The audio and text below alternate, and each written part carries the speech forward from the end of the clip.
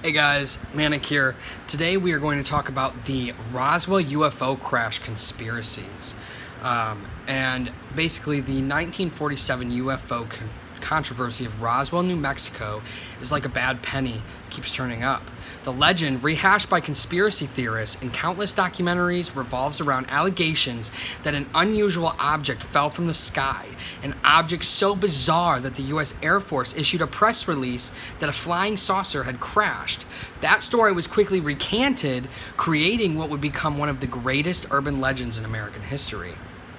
Until now, most debunkers doubted that there was even one crash. Now, in an exclusive interview, retired Air Force Lieutenant Colonel Richard French told the Huffington Post that there were actually two crashes. This revelation is especially remarkable considering that French was known in the past to debunk UFO stories. So French wasn't normally... he always debunked the UFO stories. So for him to come out here and say, oh, there was two crashes and it was a UFO, that means something, okay? And I quote, this is what he said: "There were actually two crashes at Roswell, which most people don't know," French told Huffington Post. "The first one was shot down by an experimental U.S. airplane that was flying out of White Sands, New Mexico, and it shot what was effectively an electronic pulse-type weapon that disabled and took away all the controls of the UFO, and that's why it crashed." French, who was an Air Force pilot who was in Gordo, New Mexico in 1947, being tested in an altitude chamber, an annual requirement for rated officers, was very specific in how the military allegedly brought down what he believes was a spacecraft from another world. When they hit it with the electromagnetic pulse, bingo, there goes all their electronics, and consequently the UFO was uncontrollable, said French, who flew hundreds of combat missions in Korea and Southeast Asia and who held several positions working for military intelligence. Another retired officer doubts French's story. "No chance, zero chance," said Army Colonel John Alexander, whose own top-secret clearance gave him access in the 1980s to official documents and UFO accounts. He created a top-level group of government officials and scientists who determined that while UFOs are real, they couldn't find evidence of an official cover-up. "In the 1980s, I was the guy developing all of the pulse power weapon systems. We couldn't have done it then. In the 60s, they had a laser system, but your range was extremely limited, and we didn't have operational laser weapons in that time frame," said Alexander, who is working to get amnesty for military personnel who wish to talk about their UFO experiences. Except for the initial newspaper headline declaring the military had captured a flying saucer outside of Roswell, the Air Force closed the books on Roswell, claiming that the true identity of the object was a high-altitude surveillance balloon codenamed Mogul. But after eyewitnesses, including numerous military personnel, began to tell stories of their participation in the alleged cover-up of the Roswell incident, some researchers insisted that it was, in fact, an alien ship that crashed at Roswell. French says he was told about the UFO shootdown by another military officer, a confidential source from White Sands Proving Grounds, an area of the New Mexico desert where the U.S. military tested many weapon systems. His source told French that there was a second UFO crash near Roswell a few days after the first one. "It was within a few miles of where the original crash was," French said. "We think that the reason they were in there at that time was to try to recover the parts and any survivors of the first crash. I'm referring to the people from outer space, the guys whose UFO it was." While French offered no further details on what he says was a second UFO crash, he teased something else. "I had seen photographs of parts of the UFO that had inscriptions on it that looked like it was in an Arabic language. It was like a part number on each one of them. They were photographs in a folder that I just thumbed through." That's an interesting parallel to the recent story of an ex-CIA agent, Chase Brandon, who claimed he found a box at CIA headquarters in the 1990s, a box labeled Roswell.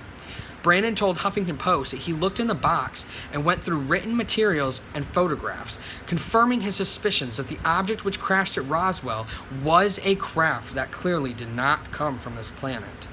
The story set off a fury of controversy between those who believed and didn't believe Brandon's story. And now we have French, who served more than 27 years in the military, including as an investigator and debunker for the Air Force famous study of UFOs known as Project Blue Book, which began in 1947.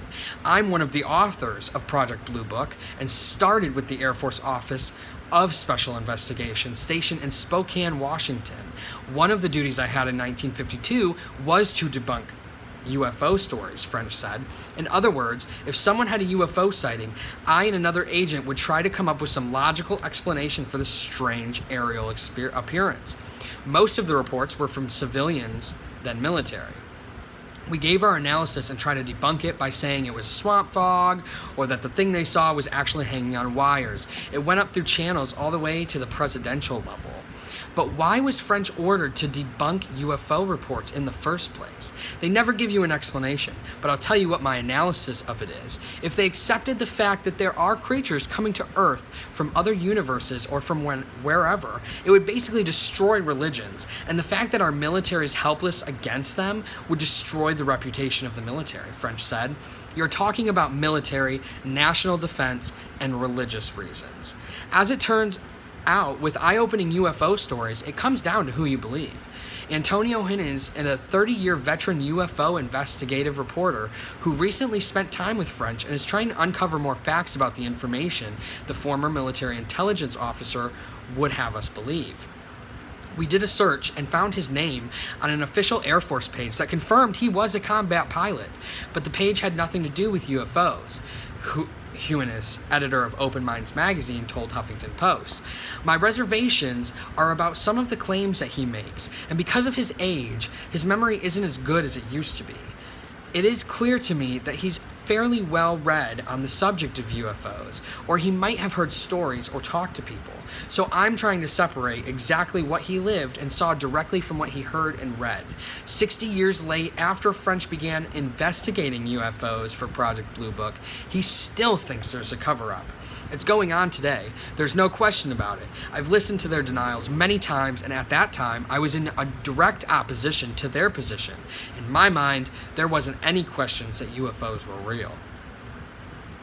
So basically, you have this military personnel who was in the Air Force for 27 years in New Mexico when Roswell crashed, literally was there when the first crash came and the supposed second crash came.